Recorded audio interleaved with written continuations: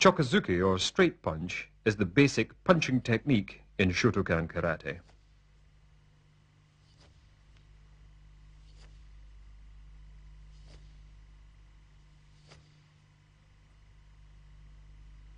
One of the elemental things to learn is making a fist.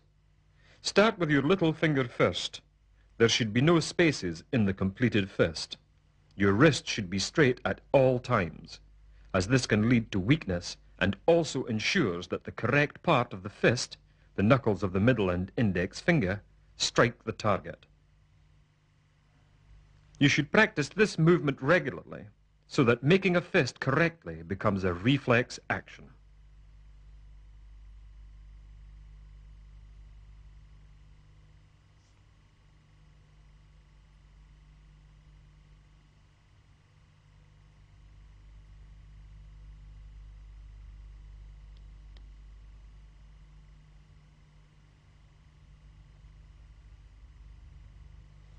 When punching, the opposite arm should be pulled back to form an upturned fist at the hip. This reaction movement will help to develop speed and strength to the punching technique. Practice this reaction movement, making sure you keep the elbows close to the body and the shoulders level.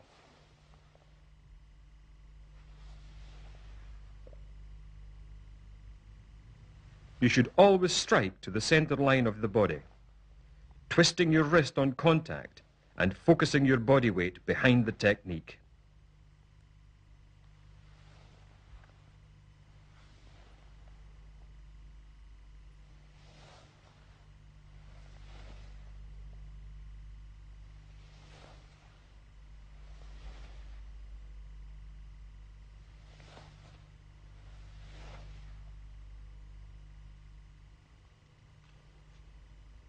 Practice these movements slowly.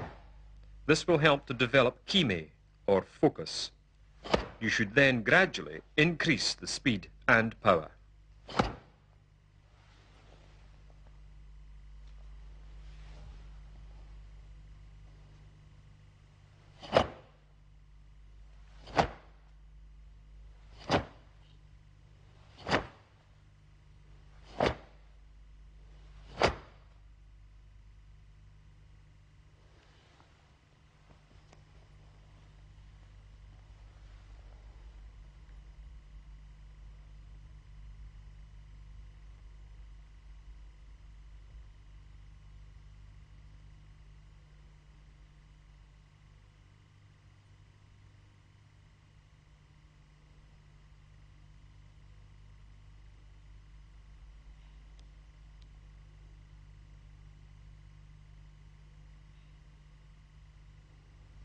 It is important that the body does not lean back from the waist on punching, and that the fist always returns to the hip.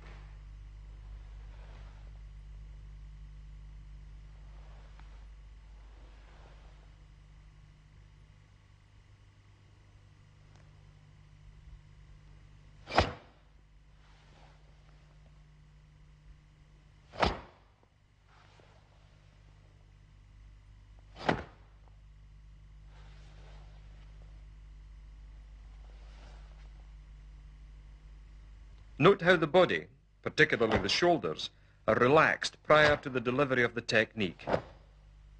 Remember, tension inhibits speed and delivery. Keep the shoulders down, focusing the muscles of the shoulder and body behind the technique. Chokazuki, or straight punch, when applied, moving forward. This is known as oizuki, or lunge punch. Here, Sensei Kawasoe demonstrates the technique while moving forward in the previously practiced Zenkutsudachi, the rear leg driving the hips forward.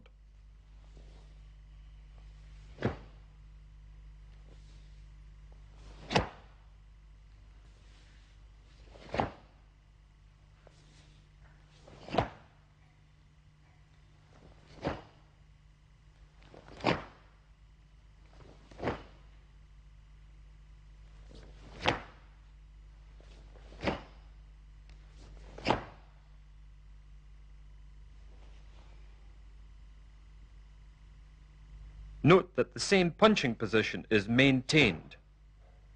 Punching to the center of the body. Body and shoulders are square throughout the forward stepping movement. Focus the delivery of the punch as the front foot lands.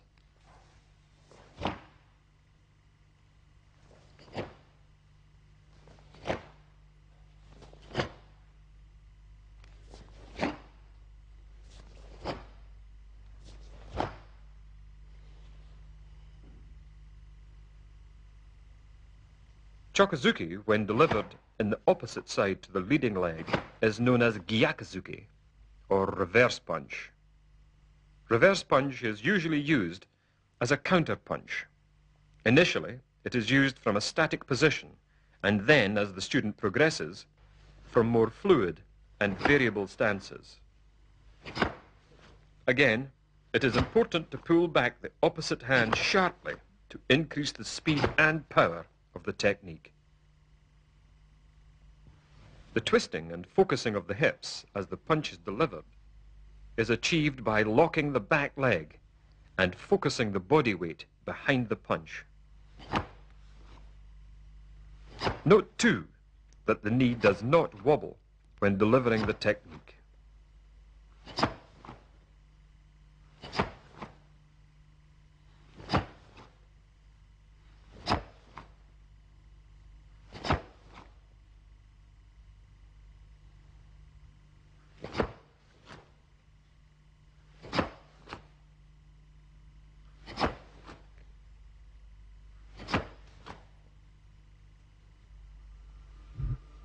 Gidan Barai, or downward block.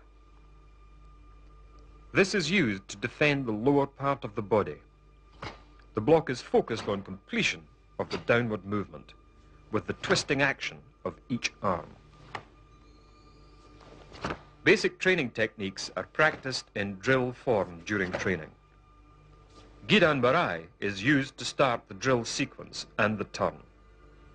It is important to note that the fist travels from the opposite shoulder. Short movements are weak and ineffective.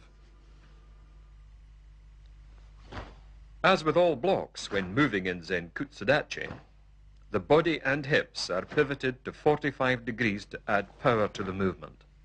At the same time, the opposite hand is pulled sharply back in preparation for a counter punch.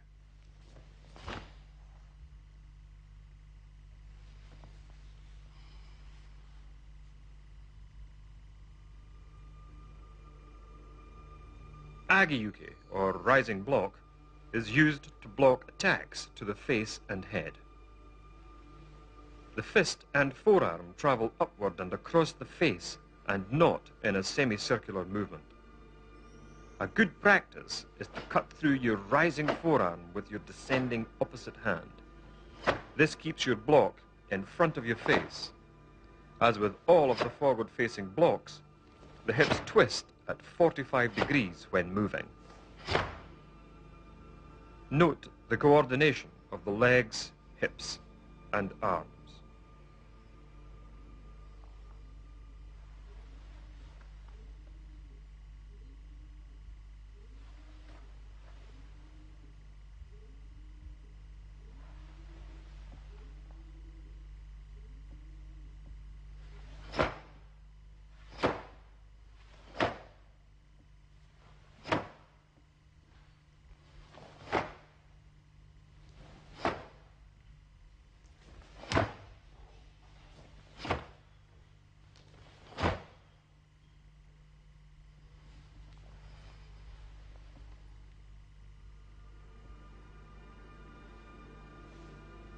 Sotoyuke, or outside block.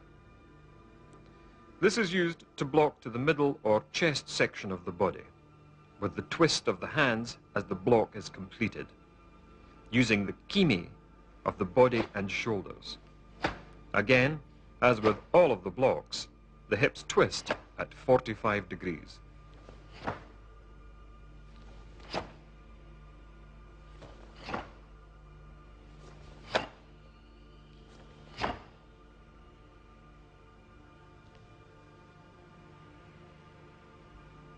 The fist is kept at shoulder height and well forward, not too close to the body, a common difficulty for beginners. The blocking area, as with Gidan Barai and Agiyuke, is the outside edge of the wrist and forearm.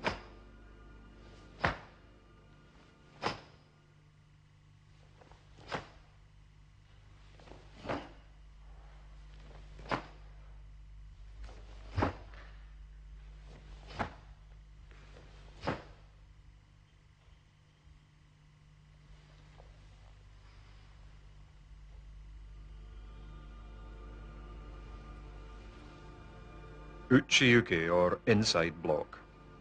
Again, blocking to the chest, the arm travels across the body and outward, using the inside edge of the wrist and forearm. When the student becomes more proficient, this technique is used to slip inside an opponent's punch, then counterpunch. The fist should be strongly clenched throughout all of these blocking techniques. Again, remembering to focus the shoulders and hips. Here, as with the outside block, the fist is kept at shoulder height and not too close to the body.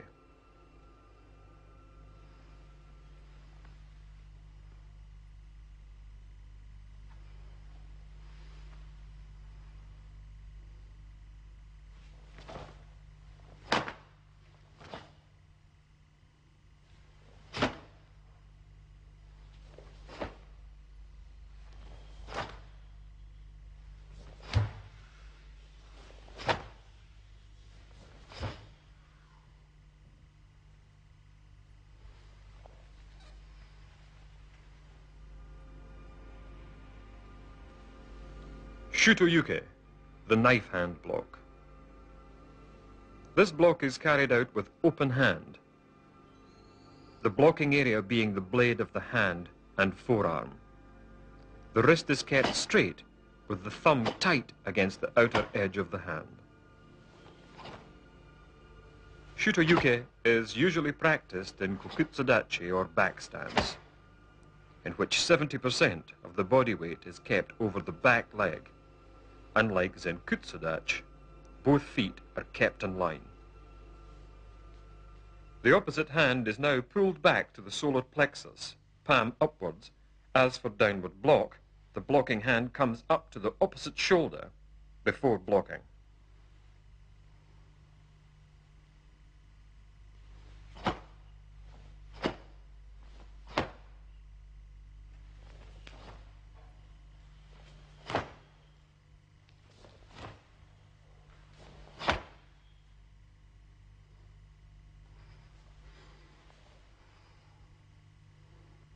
When turning in Shutoyuke, pivot, then transfer the weight to your back foot as you turn.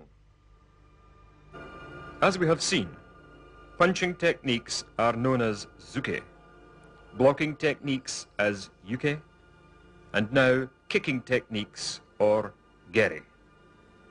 There are two basic kicking methods in karate. Kiyage, in which you snap the kick, and kikomi, or thrust kick. First, mae-geri, or front snap kick. Make sure the upper body is relaxed at all times during the kick. Try not to tense up as you deliver the kick. The supporting leg should be kept bent. As with all kicks, the knee comes up first. The kick is then snapped out. Remember, the knee must come up sharply. The hips are used to add power to this snapping action. Correct balance is essential.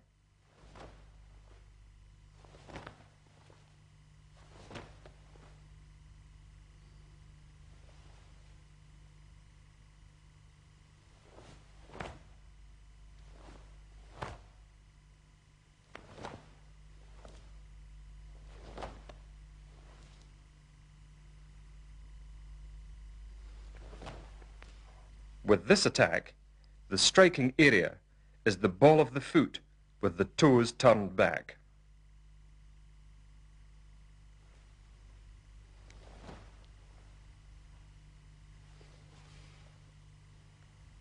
Note how the bent supporting leg is used to drive the hips forward.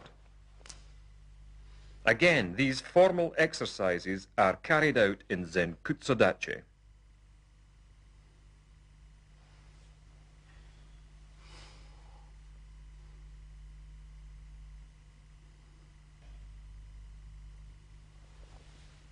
Yokogeri kikomi, or side thrust kick. As with all kicks, the knee comes up first. However, this time, the leg is thrust out from the raised knee stance and locked out to the side. Note how the supporting foot pivots as the hips thrust into the kick. The kicking leg is retracted without dropping the knee. The movements for these kicking techniques are initially carried out in kibadachi, or straddle stance.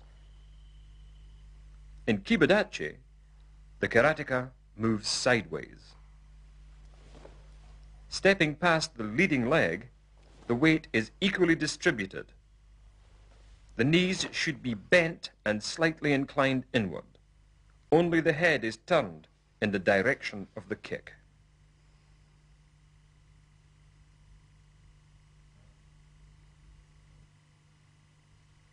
The side of the foot is used as the striking area in all of the side kicks. Yokogeri kiyage, or side snap kick. Again, the knee comes up first. The hips are pushed in the direction of the kick instead of pivoting and twisting the hips as in the side thrust kick.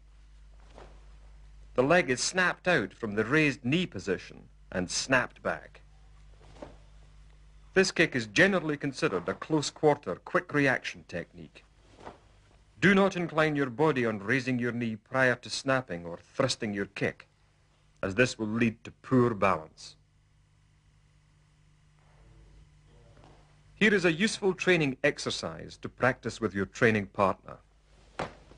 Using his supporting arm, aim the side thrust kick into the armpit of his gi, pivoting on your leg and making distance.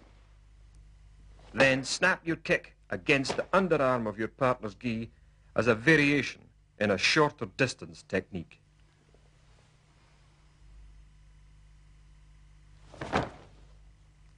Don't lean forward from the waist when practicing side kick. Learn to keep the body as near upright as possible. Use your training partner to help you correct your form and stances. Mawashigiri, or roundhouse kick. Again, the same kicking principles apply, bringing the knee up first. Here, however, the foot and lower leg are kept slightly outside the knee, snapping round in a more horizontal movement. The kick is used to attack the outside areas of your opponent's body, that is, kidneys, ribs, and the temple. It is important that when kicking, the upper body does not incline or bend when raising the kicking knee.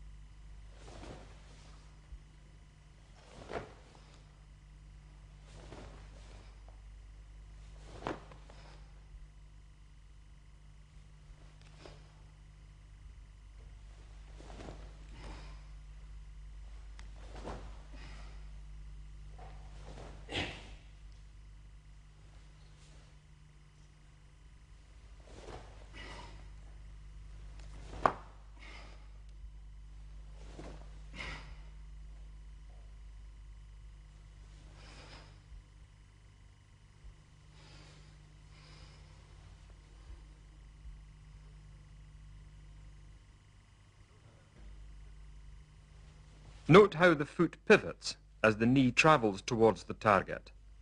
The kick does not snap out until the knee and foot have completed their pivoting action. Swivel back to the front stance on completion of the kicking technique. Practice this movement slowly to help develop strength and balance.